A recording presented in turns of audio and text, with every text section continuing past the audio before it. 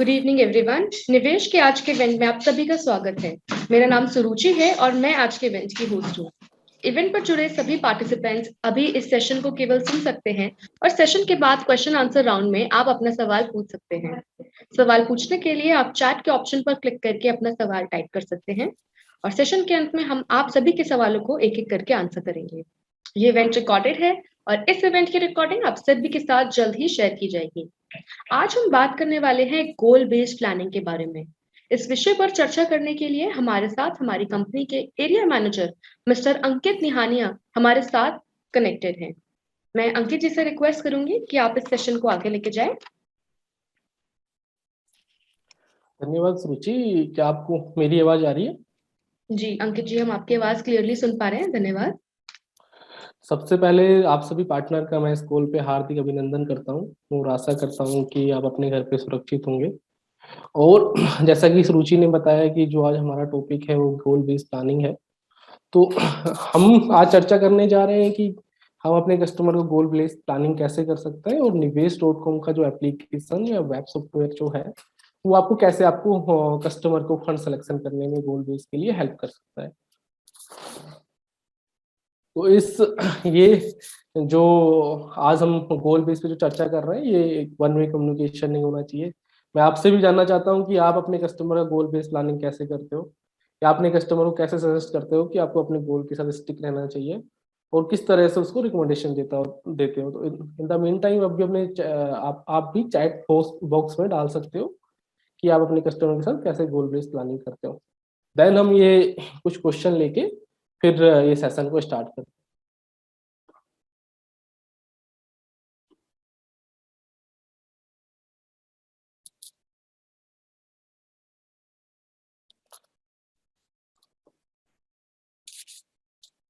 सुरुचि, जो भी chat box में आ रहा है तो आप मुझे कन्वे कर दीजिए।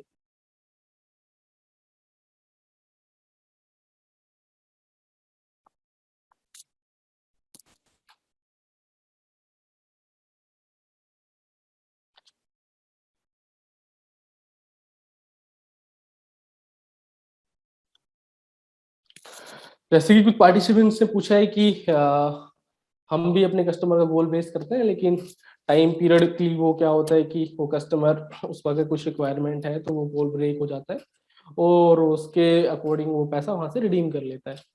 तो सबसे पहले हम क्या करते हैं, जैसे कि हमने कोई कस्टमर का इन्वेस्टमेंट करना है या हमें किसी कस्टमर का इन्वेस्टमेंट क्या करते हैं कि जैसे उसको कार परचेज करनी है उसका गोल बना देते हैं, या चिल्ड्रन एजुकेशन है उसका गोल बना देते हैं। लेकिन वो एक्चुअल में गोल अलग तरीके से डिवाइड होता है। सबसे पहले उसका हमको नीड आइडेंटिफाई करना पड़ेगा। जैसे कोई अर्ली एज एम्प्लॉई है या अर्ली एज बिजनेसमैन है जिसने अभी 2-3 साल में बिजनेस स्टार्ट किया है, या अभी जिसने 2-3 अपने 2-3 साल हुए हैं जिसको अपने करियर स्टार्ट किए हुए, तो उसका नीड, और जिसको 30 साल हो गया जॉब करते, 20 साल हो गया जॉब करते, 10 साल हो गया जॉब करते, उन दोनों का नीड अलग अलग होता है। तो सबसे पहले अगर जिसको 2 साल हुआ है स्टार्ट किए हुए जॉब, तो वो सोचता है कि मेरे को एक कार बाय करना है, या फिर मुझे मोबाइल के लिए कौन से फंड में इन्वेस्टमेंट करूँ, तो मोबाइल के लिए मेरा कैसे प्लानिंग हो सकता है, या मुझे एक अच्छी सी बाइक बाय करनी है। लेकिन वैसा वर्षा अगर आप जिसको 10 साल हो गया जॉब करते हुए उसके पास जाओगे, तो वो आपसे पूछेगा कि मैं मेरे को एक घर बाय करना है, या मेरे को अपने बच्चों का एजुकेशन है, या मेरे को रिटायरमेंट का है, तो वो मैं कैसे कर सकता हूँ। तो उन दोनों को नीड्स को ध्यान में रखते हुए आपको कस्टमर का गोल डिसाइड करना पड़ेगा। और उस गोल को डिसाइड करने के लिए सबसे पहले हमें उसका फाइनेंशियल नीड पता होना चाहिए। तो गोल कैसे बनता है? गोल बनता है कि इस कस्टमर का एक नीड हो गया, उसको रिटायरमेंट प्लानिंग करना है, तो उसका एक नीड हो गया। देन रिटायरमेंट प्लानिंग का कितने टाइम में उसको रिटायरमेंट प्लानिंग करनी है, 10 साल, 20 साल, 30 साल में उसको रिटायरमेंट प्लानिंग करनी है, वो टाइम आइडेंटिफाई करना पड़ेगा। देन उसको उस टाइम के बाद कितना पैसा चाहिए होगा और कितना पैसा वो इन्वेस्टमेंट कर सकता है, वो ये सब चीजें आइडेंटिफाई करने के बाद पता लग जाएगा कि इस कस्टमर का इस गोल पे अचीव करने के लिए हमको कितना पैसा आज इन्वेस्टमेंट कराना पड़ेगा। वो सारी चीजें हम आइडेंटिफाई करनी पड़ेगी। और हमें जैसे अभी हम देखेंगे कुछ गोल्स के एग्जांपल हम लेते हैं यहाँ पे, कि किसी कस्टमर को, जैसे मैंने बोला कि जिसने 2 साल 3 साल अपने करियर में स्टार्ट किया है, उसका गोल होता है कि उसको एक कार परचेज करनी है। सबसे पहले हमें कि उसको कार परचेज करनी है। देन कब वो कार परचेज करने वाला है, 3 साल में करने वाला है। अमूमन देखते हैं कि कार जो लोग करते हैं फिर 5 साल के अंदर कार परचेज कर लेते हैं। तो 5 साल में कार परचेज करने वाला है और कितने रुपए की वो कार परचेज करने जा रहा है, 10 लाख, 20 लाख, 30 लाख रुपए की। अब उसको 10 लाख की कार परचेज करनी है तो ऐसे डिवाइड होता है कि 10 लाख का कार परचेज करना है, 8 लाख का उसको लोन लेना पड़ेगा। और अमूमन क्या होता है, अगर 8 लाख का उसने लोन लिया तो उसको 5 साल में वो डबल अमाउंट के करीब पे करना पड़ता है बैंक को, 15 लाख या 16 लाख के करीब पे करना पड़ता है। तो वो कैलकुलेशन हम अपने कस्टमर को समझा सकते हैं और उसको बता सकते हैं कि अगर आपको कार परचेज करनी है तो आपको इतने अमाउंट का एसआईपी करना पड़ेगा और इतने अमाउंट के एसआईपी से आप इतने रुपए का कार इजीली परचेज कर पाओगे। ऐसे ही अगर कोई 30 साल या 40 साल का कस्टमर है, वो रिटायरमेंट की प्लानिंग करना है, तो सबसे पहले हमको उसका रिटायरमेंट का एज जानना होगा कि वो किस एज में रिटायर होने वाला है।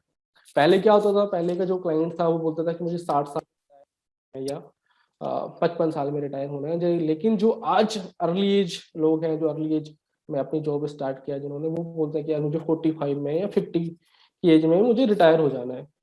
दूसरा सबसे बड़ा डिफरेंस क्या है, पहले लोग क्या करते थे कि पहले मेजरली पेंशन होती थी, यानी अगर आप पेंशन के थ्रू अपना रिटायरमेंट प्लानिंग कर सकते थे, यानी गवर्नमेंट जॉब्स होती थी मेजरली। लेकिन अभी कोई गवर्नमेंट जॉब और प्राइवेट जॉब में कोई फर्क तो रह नहीं गया है, रिटायर यानी पेंशन इनकम तो कहीं भी नहीं है। तो हर किसी कस्टमर को अपना रिटायरमेंट पर्पस बनाना है। उस रिटायरमेंट पर्पस के साथ हम उसको सबसे पहले उसका हमको रिटायरमेंट एज आइडेंटिफाई करना है। देन हमको आइडेंटिफाई करना है कि उसको रिटायरमेंट के समय कितना पैसा चाहिए। दोनों को मिला के हम देखेंगे तो उसका रिटायरमेंट पर्पस बन के आ जाएगा पूरा, और उसके साथ वो गोल अलाइन कर देंगे। तीसरा सबसे जो इम्पोर्टेंट पॉइंट यहाँ पे आता है कि जैसे हमने रिटायरमेंट प्लानिंग कर दिया या गोल का प्लानिंग कर दिया, तो होता क्या था, एक प्लान बना के कस्टमर ने भी एसआईपी स्टार्ट कर दिया, एक्स अमाउंट का एसआईपी स्टार्ट कर दिया। लेकिन मेजरली केसेस में क्या होता है, वो कस्टमर एसआईपी या इन्वेस्टमेंट ब्रेक कर देता है, बोलता है कि मुझे इमरजेंसी रिक्वायरमेंट आ गई या उसको रिटर्न थोड़ा ठीक ठाक दिखने लग गया। तो सबसे पहले हमको क्या करना है, हर टाइम जब कस्टमर से मिलते हैं, सपोज हम 1 साल में कस्टमर से जाके मिल रहे हैं, तो जो कस्टमर से मिल रहे हैं तो हमको ये बात नहीं करनी क्लाइंट से कि सर आपका इन्वेस्टमेंट कॉर्पस इतना हो गया। हमको हर एक एसआईपी जो हमने उसके गोल के लिए करी है, एजुकेशन, उसके बच्चों के एजुकेशन के लिए करी है, रिटायरमेंट के लिए करनी है, तो उसको बताना है कि सर आपका जो रिटायरमेंट का एसआईपी था उसका कॉर्पस ये हो गया, ये आपके चाइल्ड एजुकेशन का जो एसआईपी था वो उसका वैल्यू ये हो गया और इतना कॉर्पस अभी कम है उसको अचीव करने में। अगर आप कस्टमर को पीरियडिकली उसका गोल याद दिलाते रहोगे तो कभी वो एसआईपी आके बंद नहीं करेगा या कभी उसको रिडीम नहीं करेगा। अगर कस्टमर को आपने 6 महीने, 1 साल, 2 साल छोड़ दिया, गोल नहीं बताया, उसको बोला सर आपकी वैल्यू है इतना, पैसा इन्वेस्टमेंट है इतना, वैल्यू है, तो कुछ टाइम बाद वो कस्टमर आएगा, वो एसआईपी या इन्वेस्टमेंट जो रिटायरमेंट या चाइल्ड एजुकेशन के लिए उसने बनाया है वो ब्रेक कर देगा। तो सबसे पहले कस्टमर को हमें इमोशनली बताना है कि आपने जो रिटायरमेंट के लिए किया था उसका वैल्यू आज ये है, और उसको टाइम टू टाइम रिव्यू करते रहना है।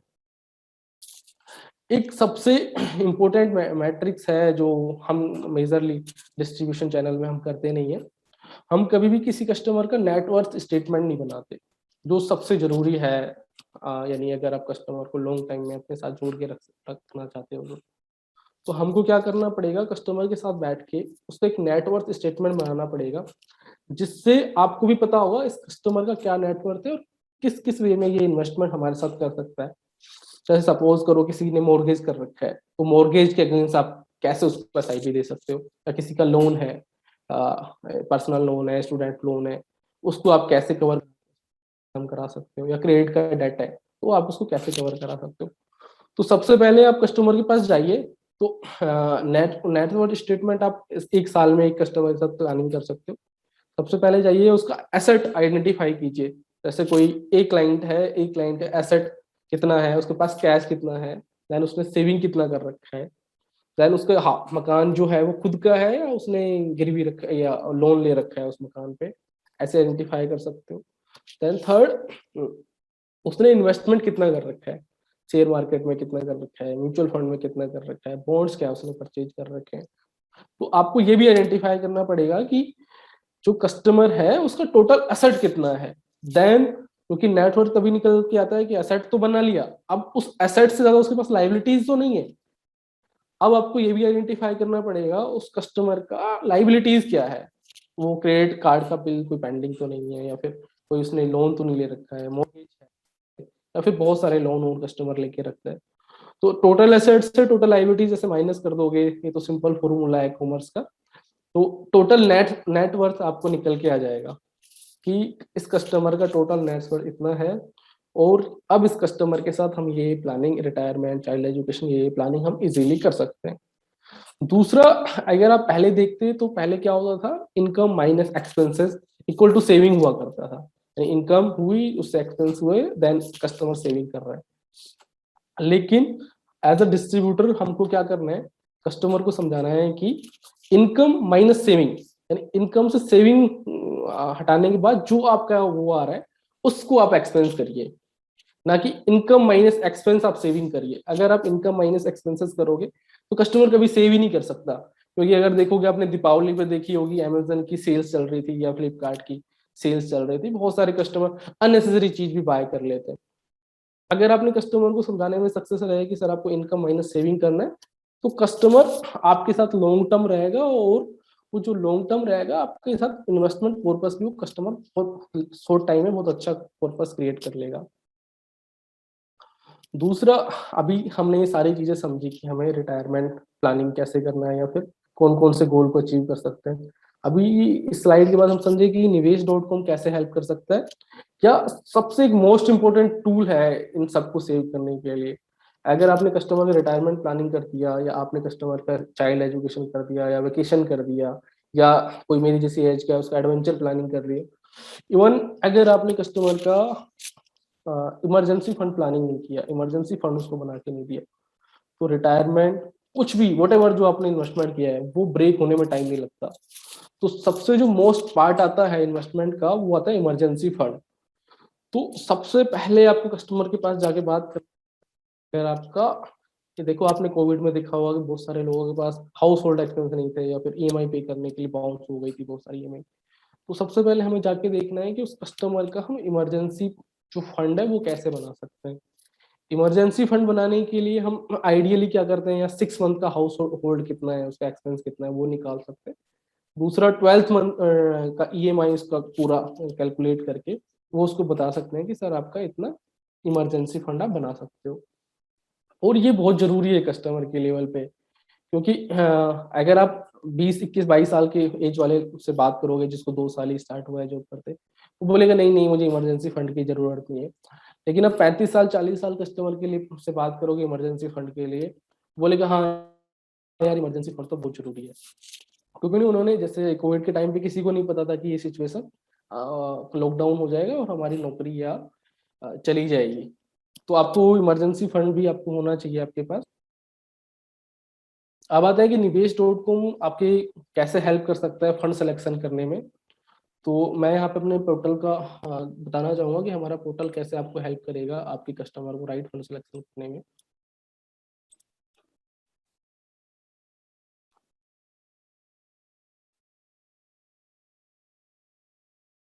हमने यहाँ पे क्या किया है, हमारे पोर्टल में बस सिंप्लीफाई करके, इन्वेस्टमेंट को सिंप्लीफाई करके उसके अकॉर्डिंग फंड डिवाइड कर दिए हैं, कि किसी कस्टमर का कोई भी गोल है उसके अकॉर्डिंग आप कस्टमर को पिच कर सकते हो। और कस्टमर को अगर आपने एप्लीकेशन डाउनलोड करा दिया तो कस्टमर खुद भी उस एप्लीकेशन से अपने अकॉर्डिंग फंड चूज कर सकता है, बस उसको क्लिक करना है उस फंड पर।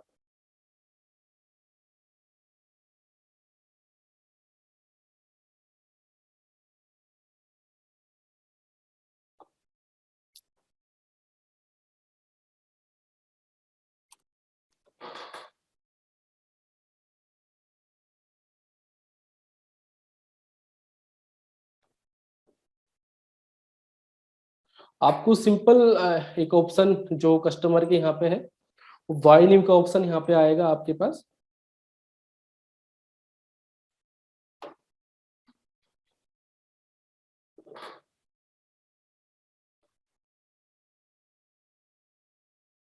जैसे आप बाई न्यू पे क्लिक करोगे डैशबोर्ड में जाके, क्लाइंट के डैशबोर्ड, तो आपको बहुत सारे टैब दिखना स्टार्ट हो जाएंगे कि आपको इंडेक्स फंड परचेज करना है, स्मार्ट सेविंग, जैसे हमारा बात हुआ कि हम इमरजेंसी फंड हमें अपने कस्टमर का बना के रखना चाहिए, तो उसके लिए उसको हमने नाम दे दिया स्मार्ट सेविंग। स्मार्ट सेविंग के थ्रू कस्टमर अपना इमरजेंसी फंड बना सकता है। दूसरा, हमने ये टाई अप किया हुआ है कि अगर कस्टमर को संडे सैटरडे को भी पैसे की नीड है तो इंस्टेंट रिडम्पशन का एक ऑप्शन होता है और 30 मिनट में वो कस्टमर के अकाउंट में पैसा ट्रांसफर हो जाता है, तो उसके थ्रू वो इमरजेंसी फंड अपना बना सकता है। किसी का रिक्वायरमेंट है कि इन्वेस्टमेंट वो 5 ईयर, उसके 5 साल से ऊपर उसको इन्वेस्टमेंट करना है, तो हमने कुछ कैटेगरी ये भी बनाई हुई है।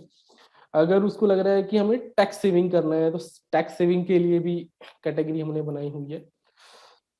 दूसरा, कस्टमर को लग रहा है कि मुझे प्लान फॉर रिटायरमेंट करना है, आपके लिए भी और क्लाइंट के लिए भी। जैसा आप डैशबोर्ड ये यहाँ पे आपके लिए दिख रहा है, सेम वो क्लाइंट के लिए भी दिखता है। आपको बस यहाँ पे सिंपल क्लिक करना है कि प्लान फॉर रिटायरमेंट क्लिक करना है।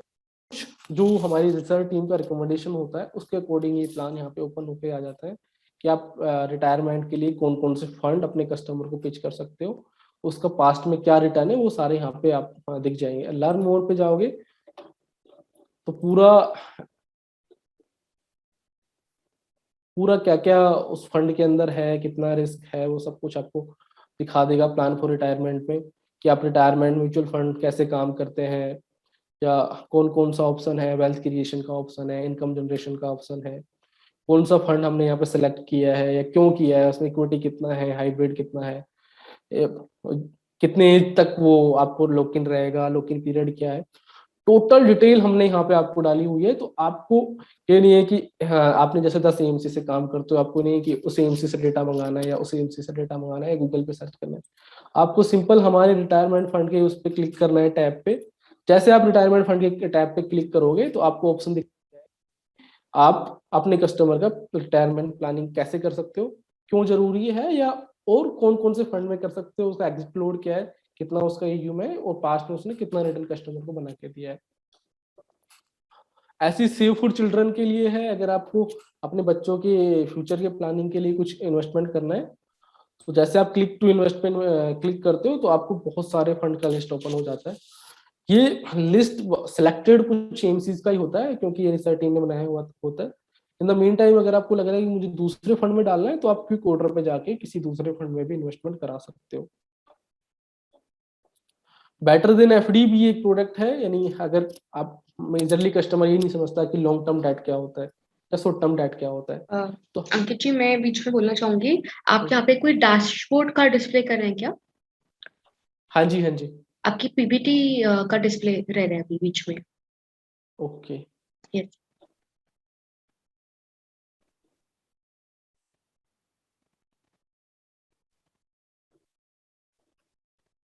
एक मिनट। आई वुड एडवाइस कि आप एक बार स्क्रीन शेयरिंग को स्टॉप करके फिर से स्क्रीन शेयरिंग ऑन कीजिए।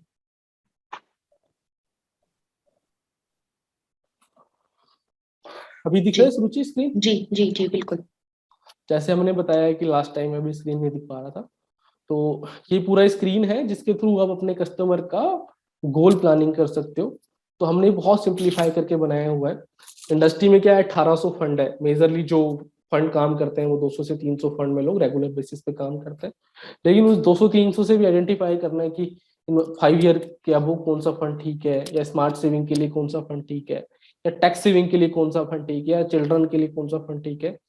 तो हमने क्या कुछ कैटेगरी को आइडेंटिफाई करके, कुछ रिसर्च हमारी टीम ने पूरा रिसर्च एनालिसिस करके वो फंड यहाँ पे डाले हुए हैं।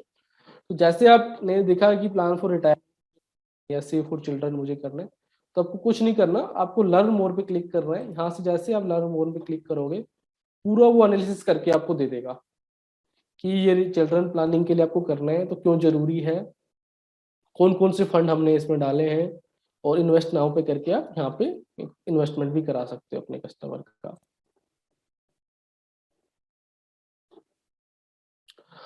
जैसे एक हमने प्रोडक्ट साइकिल बनाई है कि जैसे better than FD, product basket बनाई है कि बेटर देन एफडी। बहुत सारे लोगों को आप समझाओगे कि लॉन्ग टर्म डेट एक फंड होता है, उसके अंदर आप इन्वेस्टमेंट कर सकते हो, लेकिन इंस्टीड आप उसको ये समझाओ कि बेटर देन एफडी एक प्रोडक्ट है, उसके अंदर आप इन्वेस्टमेंट कर सकते हो। तो वो भी कैटेगरी हमने यहाँ पे आपको बना के दी है। देन बहुत सारे कस्टमर शॉर्ट टर्म डेट या आर्बिट्राज नहीं समझते, उसको आप बता सकते हो कि बेटर देन आरडी ये प्रोडक्ट है, इसके अंदर अपने अपने कस्टमर को इन्वेस्टमेंट करा सकते हो। बहुत सारे कस्टमर का रिक्वायरमेंट शॉर्ट टर्म होता है कि 3 to 5 ईयर उसको इन्वेस्टमेंट, तो आप 3 to 5 ईयर भी कस्टमर का यहाँ पे हमने कैटेगरी बनाया है, उसके अंदर भी आप इन्वेस्टमेंट करा सकते हो। तो बहुत सारे कस्टमर आपके पास आएंगे कि न्यू फंड ऑफर हो गया एनएफओ में हमें सिर्फ एनएफओ में इन्वेस्टमेंट करना है, क्योंकि सेंटीमेंट होता है कि 10 रुपए की एनए भी हमें मिल जाएगी। तो अब न्यू फंड ऑफर के अंदर भी इन्वेस्टमेंट कर सकते हो, और यहाँ पे जितने भी एनएफओ मार्केट में लाइव होते हैं वो यहाँ पे आपको दिखेंगे। देने की अभी बहुत फेमस कैटेगरी है ऑफशोर फंड। जैसे आपको अगर इंटरनेशनल एक्सपोजर लेना है तो आप ऑफशोर फंड के अंदर भी अपने कस्टमर का इन्वेस्टमेंट करा सकते हो। और ये कुछ स्पेसिफिक एमसी के यहाँ पे डाले हैं, क्योंकि मेजरली अगर एमसी के हमने नहीं डाले, आपको क्लिक कर टू इन्वेस्ट करना है, आपको पूरा कैटेगरी यहाँ पे दिखना है, स्टार्ट हो जाएगा। देन बहुत सारा एक्सपोजर अभी गोल्ड फंड के अंदर भी आ रहा है, तो उसका भी हमने कैटेगरी बनाया हुआ है। तो इस कैटेगरी को यूज करके आप इजीली अपने कस्टमर का गोल प्लानिंग कर सकते हो निवेश.com के साथ। अभी अगर आपको कोई डाउट है या कोई क्वेश्चन है तो आप हमसे पूछ सकते हो।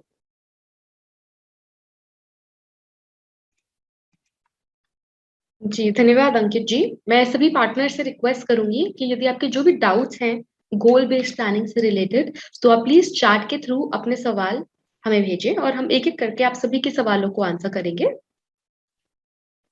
अंकित जी, आप डैशबोर्ड के अंदर नेविगेशन ऑप्शन पे कैसे आए हैं? अगर आप वो वाला पूरा प्रोसेस एक बार फिर से दिखा दें, क्योंकि आपका स्क्रीन शेयरिंग ऑप्शन तब एक्टिव नहीं था। सबसे पहले हमको लॉगिन करना है अपना प्रोफाइल।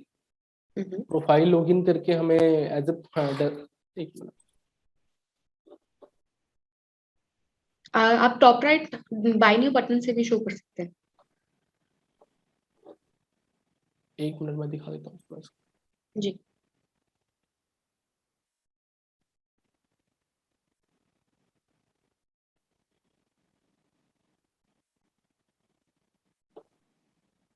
सबसे पहले पे लॉगिन करना है एज ए पार्टनर। पार्टनर या क्लाइंट भी ऐसे लॉगिन कर सकता है।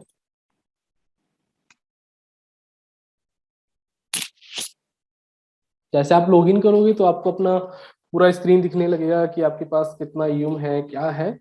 उसके बाद आप यहाँ पे अपना कोई भी क्लाइंट है वो जैसे सर्च करोगे तो यहाँ पे कोई भी क्लाइंट आ जाएगा आपका। तो यहाँ से कोई भी क्लाइंट आपको सेलेक्ट कर लेना है जिसका आपको इन्वेस्टमेंट करना है। सपोज करो आपको एक्स क्लाइंट लवीना गोयल का इन्वेस्टमेंट करना है, तो अगर उसने एग्जिस्टिंग कुछ इन्वेस्टमेंट कर रखा है तो ये पूरा आपके डैशबोर्ड में दिखेगा। अगर आपको कोई नया बाय करना है तो यहाँ पे बाय न्यू का एक ऑप्शन होता है क्लाइंट के प्रोफाइल के अंदर। तो सिंपलीफाई है, आपको बाय न्यू पे क्लिक करना है। जैसे आप बाय न्यू पे क्लिक करोगे वैसे ही आपको ये बहुत सारे ऑप्शन दिखने लगेंगे कि आप अपने कैसे इंडेक्स फंड या स्मार्ट सेविंग या फिर इन्वेस्टमेंट ओवर 5 ईयर कस्टमर को अपने को करा सकते हो। देन इसके अंदर क्लिक टू इन्वेस्ट और लर्न मोर। अगर आपको इंडेक्स फंड के बारे में नहीं पता या जानना चाहते हो क्या है इंडेक्स फंड है, मोर पे ही जाके पूरा इंडेक्स फंड के बारे में हमारी कंपनी की वेबसाइट पे आपको जाके पता लग जाएगा कि इंडेक्स फंड क्या होता है। अभी इंडेक्स नहीं डाला है, तो पूरा डिटेल आपको यहाँ पे पता लग जाएगा कि कौन कौन से फंड है, क्या फंड है, किसके अंदर आपको इन्वेस्टमेंट करना चाहिए। जी, आपका स्क्रीन शेयरिंग वैसे ऑफ हो गया है। और मैं सभी पार्टनर से फिर से रिक्वेस्ट करना चाहूंगी, आपके गोल बेस्ड जो भी सवाल हैं आप प्लीज चैट के थ्रू हमें भेजिए, हम एक एक करके आंसर करेंगे। यदि कोई आप सिचुएशन बेस्ड क्वेश्चन पूछना चाहते हैं तो हम वो भी एक्सेप्ट कर सकते हैं।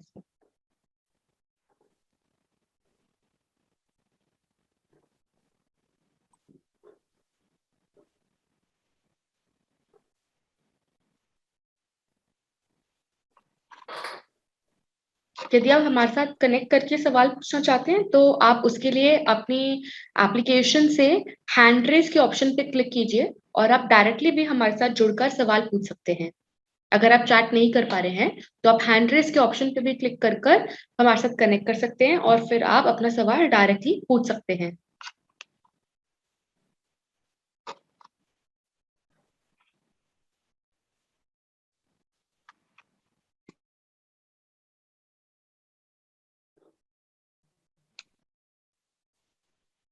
तो अंकित जी, आई थिंक सवालों में तो इतना ही। अंत में यदि आप कोई मैसेज देना चाहें हमारी ऑडियंस को तो आप बता सकते हैं। सबसे पहले मैं आपको बताना चाहूंगा कि आप निवेश.com का प्लेटफॉर्म यूज करिए अपने कस्टमर को फंड सिलेक्शन कराने में। हमने बहुत यूजर फ्रेंडली प्लेटफॉर्म अपना बनाया है। अगर आप इसमें गोल बाय न्यू पे जाओगे तो आपको सारे ऑप्शन अवेलेबल होते हैं। और सेकंड सबसे बड़ा इशू क्या आता है, अपने 200 या 300 फंड आपके पास किटी में होते हैं, लेकिन कस्टमर के लिए कौन सा बेटर फंड है। वो आइडेंटिफाई करना बहुत मुश्किल होता है। तो हमने क्या किया है, वो पूरा रिसर्च एनालिसिस करके वो फंड वहाँ पे डाले हुए हैं। तो आपको डेटा एनालिसिस करना है, उसको फंड का एनालिसिस करने का कोई नीड नहीं है। जैसे वहाँ पे आप क्लिक करोगे तो आपको बहुत सारे चार्ट दिख जाते हैं कि इसका एनएवी का रेशो क्या था, या लास्ट टाइम इसने कैसे परफॉर्म किया, इसका रिजल्ट रिटर्न क्या है लास्ट 5 ईयर का, 3 ईयर का, 2 ईयर का, और किस रेशनल पे हम इस फंड के अंदर इन्वेस्टमेंट करा रहे हैं। उन चीजों को ध्यान में रखते आप हमारे साथ इन्वेस्टमेंट कर सकते हो। और अगर आप हमारे साथ कस्टमर को ऐड करते हो, इन्वेस्टमेंट कराते हो, तो वो आपका एक अच्छा एक्सपीरियंस होगा। उसका रीजन मैं बताता हूँ, आप किसी कस्टमर को मिससेल नहीं कर पाओगे। जी अंकित जी, अभी हम गोल बेस्ड प्लानिंग की बात करें तो पोर्टफोलियो रिव्यू से रिलेटेड हमारे पास सवाल आया है कि किस फ्रीक्वेंसी पे रिव्यू करना चाहिए और किन बेसिस पे रिव्यू करना चाहिए, कैसे हम रिव्यू कर सकते हैं क्लाइंट का पोर्टफोलियो। जैसे सर मैंने आपको एक स्लाइड दिखाया था नेटवर्थ स्टेटमेंट का। तो उसमें क्या होता है कि हम हर साल कस्टमर का जाकर नेटवर्थ स्टेटमेंट बनाना हमको चाहिए। तो नेटवर्थ स्टेटमेंट में ही हम उसका इन्वेस्टमेंट है कि उसका कितना इन्वेस्टमेंट है। तो जब हम नेटवर्थ एनालिसिस कर रहे हैं उसमें एक हर साल मिलकर कस्टमर के साथ, तो उसी टाइम पे जाके हम उस कस्टमर का रिव्यू भी करना चाहिए। उस टाइम पे जाके कस्टमर का हमको रिव्यू भी करना चाहिए। तो सबसे मोस्ट इंपोर्टेंट है कि हम नेटवर्थ स्टेटमेंट कितने टाइम में कस्टमर का बना रहे हैं। आइडियली 1 साल में बनना चाहिए, और हर साल उस कस्टमर का उसी टाइम पे आपको रिव्यू भी करना चाहिए, तो कस्टमर को पता होगा कि मेरा टोटल एसेट कितना हो गया और टोटल लाइबिलिटीज मेरा कितना हो गया। और उस पोर्टफोलियो रिव्यू के अंदर आप क्या कर सकते हो, हमारी एक रिसर्च टीम है, तो अगर आप अपना पोर्टफोलियो हमको सेंड कर दोगे तो हम भी आपको रिव्यू करके उस पोर्टफोलियो को दे देंगे। जी, और यदि अंकित जी किसी का portfolio as per the goal requirement perform नहीं कर रहा है, उस केस में आप कैसे स्विच करना सजेस्ट करते हैं, कहाँ स्विच करें, किस तरीके से स्विच करें, उस पर आप थोड़ा सा बताइए। अगर हम किसी कस्टमर का गोल बेस्ड प्लानिंग नहीं कर रहे, तो मेजरली केसेस में क्या होता है, जैसे सपोज 1 लाख रुपए का इन्वेस्टमेंट किया, आज उसका वैल्यू 1.50 लाख हो गया। तो होगा क्या, जब वैल्यू इंक्रीज होगी कस्टमर की, तो कस्टमर इंस्टेंट कोई रिक्वायरमेंट आपको निकाल के बोल देगा कि सर मेरे को नया फ्रिज खरीदना है, नई बाइक खरीदनी है, या फिर मुझे ये इसको पैसे देने हैं, तो मुझे ये पैसे की नीड है। अगर हम गोल बेस्ड इन्वेस्टमेंट नहीं करेंगे तो कभी भी पैसा यानी स्टेबल एयूम नहीं होता, वो कभी भी क्लाइंट आपके पास आएगा, वो क्लाइंट आएगा और आपसे बोलेगा मुझे रिक्वायरमेंट है, मेरे को पैसा निकाल के दे दीजिए, और वो क्या करेगा, उस पैसे को जो अननेसेसरी थिंग्स है उसको बाय कर लेगा वो कस्टमर। सो हमको पहले बेसिकली ट्राई सवाल करना ये है चाहिए। अंकित जी कि जैसे एक स्कीम है जो आपने गोल बेस्ड प्लानिंग के हिसाब से क्लाइंट को सजेस्ट की, अब हम्म, फॉर द टाइम बीइंग वो परफॉर्म नहीं कर पा रही है किसी वजह से, तो ऐसे हम्म। क्लाइंट को हम स्विच करना कैसे सजेस्ट करें। तो अगर आपने निवेश.com के प्लेटफॉर्म से कोई स्कीम परचेज करी है, स्कीम के थ्रू इन्वेस्टमेंट अपने क्लाइंट कराया है, तो हमारी रिसर्च टीम एक हर मंथ आपको रिकमेंडेशन शीट आपको सेंड करती है आपके मेल आईडी पे। और अगर उसमें हमने कोई को हटाया है तो उसका रीजन हम बताते हैं कि हमने क्यों स्कीम चेंज करी है। उसका कोई फंड मैनेजर चेंज हो गया, या उसके फंडामेंटल एट्रीब्यूट्स में कोई चेंज हो गया, तो वो पूरा हमारी तरफ से ड्रिवन होता है, और हम आपको हेल्प करेंगे कि कोई स्कीम परफॉर्म नहीं कर रही तो उसको कैसे एग्जिट अपने क्लाइंट को करवा सकते हो। जी, यदि किसी भी और पार्टनर के कोई सवाल है, we are happy to answer. आप प्लीज चैट के थ्रू अपने सवाल हमें एक एक करके भेज सकते हैं। अगर आप सवाल चैट के माध्यम से नहीं भेज पा रहे हैं तो अगेन आप हैंड रेस के थ्रू अपना क्वेश्चन हमसे पूछ सकते हैं कनेक्ट करके।